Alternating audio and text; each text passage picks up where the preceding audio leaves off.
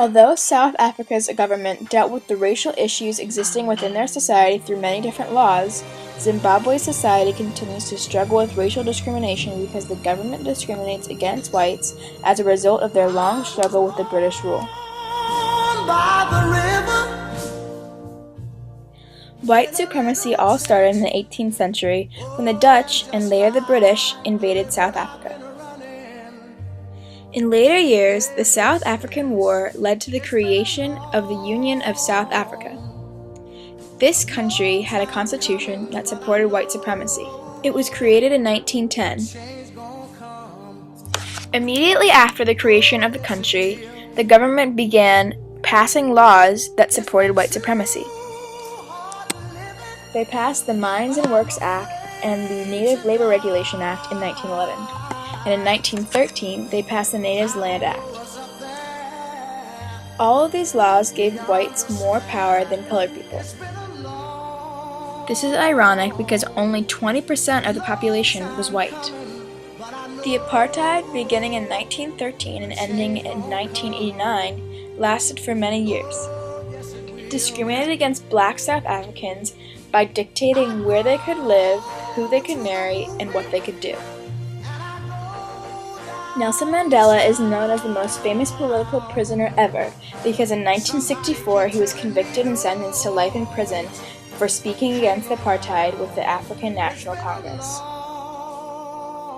Nelson was held in prison for 27.5 years before he was released on February 2, 1990. The freeing of Nelson Mandela served as the beginning of the end of the apartheid. After many years of strife and struggle, Nelson Mandela was elected president on May 9, 1994. In his inauguration speech, Nelson Mandela mentioned, "South Africa belongs to all who live in it, black and white." The new government wrote a constitution in 1996. It was similar to the United States in that it listed democracy, equality, and freedom as the most important things. The new government also had many laws and programs to help prevent racism. These include the Promotion of National Unity and Reconciliation Act, the Truth and Reconciliation Commission, the Reconstruction and Development Program, and the Growth, Employment, and Redistribution Program. In more recent years, Thabo Mbeki was elected president in 1999. Today, there are still some arguments that say that there are still racial issues going on in South Africa. For example, some arguments say that colored people, who used to be labeled the misfits, are discriminated against, while blacks get the priority. These arguments just prove that there are no perfect societies and there will never be complete equality. The past has influenced the present in South Africa because the past issues involving race, which is the apartheid, have caused reform in the government.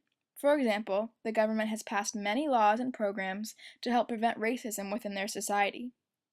People in South Africa have also become more aware of the treatment of coloreds and blacks.